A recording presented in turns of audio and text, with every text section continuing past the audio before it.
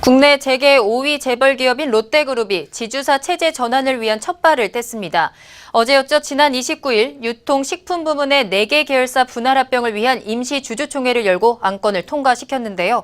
넥스트데일리 황지훈 기자와 보다 자세히 알아보겠습니다. 황 기자 안녕하세요. 네, 안녕하세요. 네, 롯데그룹이 임시주총을 통해서 롯데 지주 주식회사를 설립한 후 지주사 체제로 전환하겠다라고 밝혔죠? 예, 그렇습니다.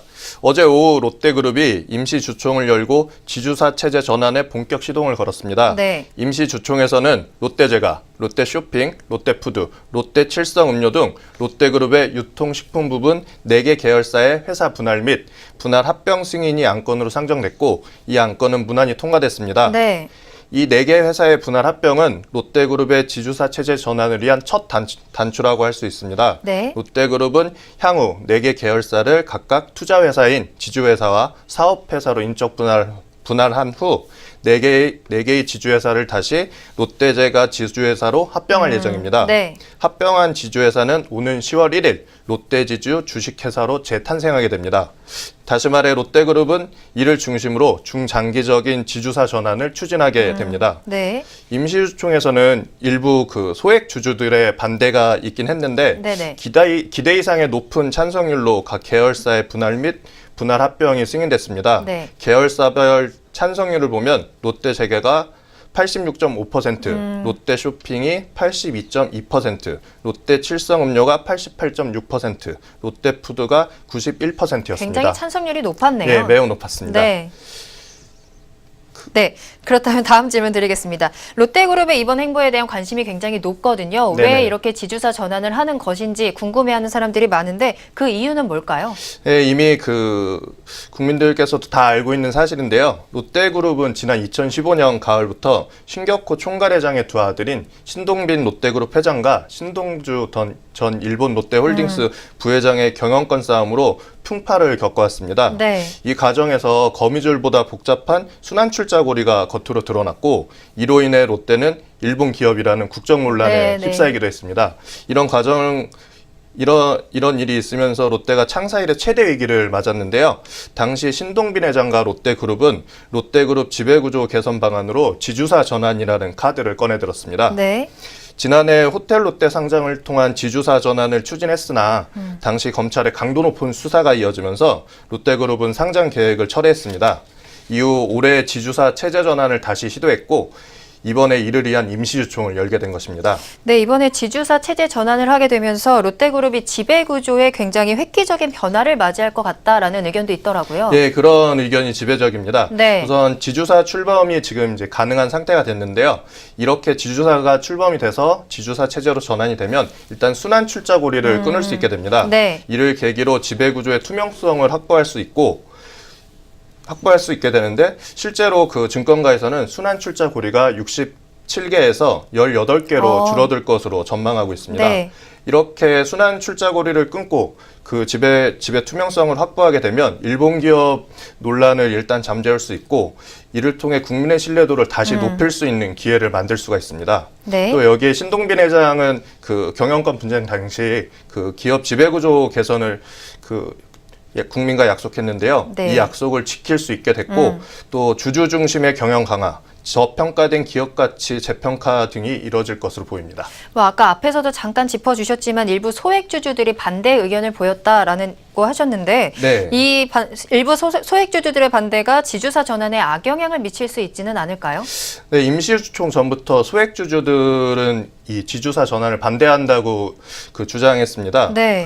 증권가나 롯데그룹에서도 이들의 반대 의견을 우려했었는데요. 회사 분할 및 분할 합병 안건이 임시주총 특별 결의 안건으로 상정됐는데 네. 이 때문에 소액주주들의 의견이 상당히 중요해졌습니다. 네. 특별 결의 안건이 통과되려면 전체 주주 중 절반 이상이 출석해야 하고 참석 주주의 3분의 2, 전체 발행 주식 총수의 3분의 1 이상이 안건에 찬성해야만 통과가 됩니다. 네. 다시 말해서 일반 안건보다 통과되기 어려운 조건이라 소액 주주 다수가 이 안건에 반대했을 경우는 안건이 통과되지 못할 상황이 발생했을 수도 있습니다. 네네. 하지만 신동빈 회장과 신동빈 회장 측 우호 지분 등으로 안건이 무난히 통과가 됐습니다. 네, 그렇군요. 네, 다만 아직 갈등의 불씨는 남아 있습니다.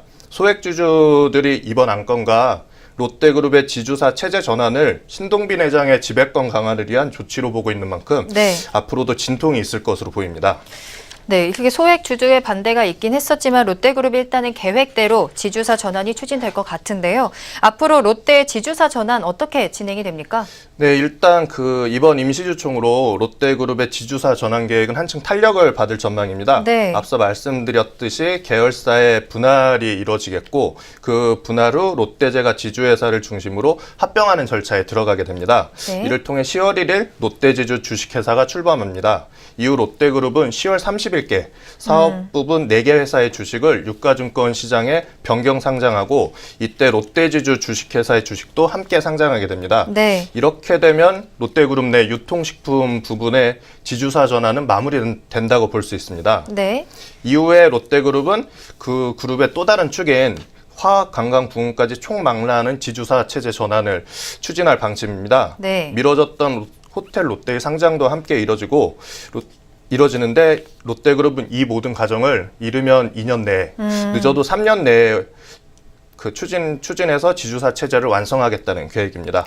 네, 근데 현재 롯데그룹은 신동빈 회장 체제로 굳어지고 있지 않습니까? 네, 맞습니다. 이번에 지주사 전환 추진이 경영권에는 어떤 영향을 미치게 될까요? 네, 결론부터 말씀드리자면 신동빈 회장이 형인 신동주 전 부회장의 도전을 뿌리치고 경영권을 공고히 할 수 있게 됩니다. 아, 네. 네, 일단 이번 지주사 전환이 마무리되면 신동빈 회장은 그 사업회사의 주식을 지주회사에 현물 출자하고 그 지주회사가 발행하는 신주를 배정받는 주식 스와프 과정을 진행한다고 합니다. 네. 이를 통해 신동빈 회장이 그 지주회사의 대주주가 되는데요.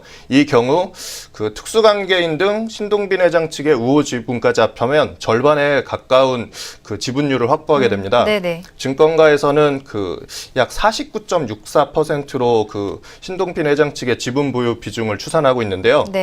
네, 이렇게 되면 신동빈 회장의 경영권이 더 강해지게 되는 것이죠. 그 롯데 지주 주식회사가 산하에 이제 롯데제가, 롯데칠성음료, 롯데쇼핑, 롯데푸드 등 사업회사를 거느리면서 운영을 하고 네. 이 지주회사를 신동빈 회장이 관장하는 지배체제가 되는 것입니다. 네, 하지만 신동빈 회장과 경영권 분쟁 중인 신동주 회장의 반발도 거세질 것이다라는 의견도 있더라고요. 예, 맞습니다. 신동빈 회장의 1인 지배체제가 공고히 되면 신동주 전 부회장의 공세가 한층 높아질 것으로 보입니다. 네. 이미 임시주총에서도 신동주 전 부회장이 그 지주사 체제 전환을 저지하기 위해 그 롯데쇼핑을 제외한 3사 분할 합병안을 제안한 바 있는데요. 네네. 이 안건은 6.6%의 찬성을 얻는 데 그쳐서 부결됐습니다. 네. 하지만 신동주 전 부회장의 행보가 여기서 멈추지는 않을 것으로 보입니다. 네. 네, 그 경영권 분쟁 이후 신동주 전 부회장이 일본 롯데를 계속 맡고 네. 신동빈 회장이 한국 롯데를 담당하는 아, 체제를 원하고 있는데 이것을 위해서 지주사 전환을 저지하려는 시도가 강하게 이어질 것으로 보입니다. 네, 여기까지 듣겠습니다. 지금까지 넥스트 데일리 황재용 기자였습니다.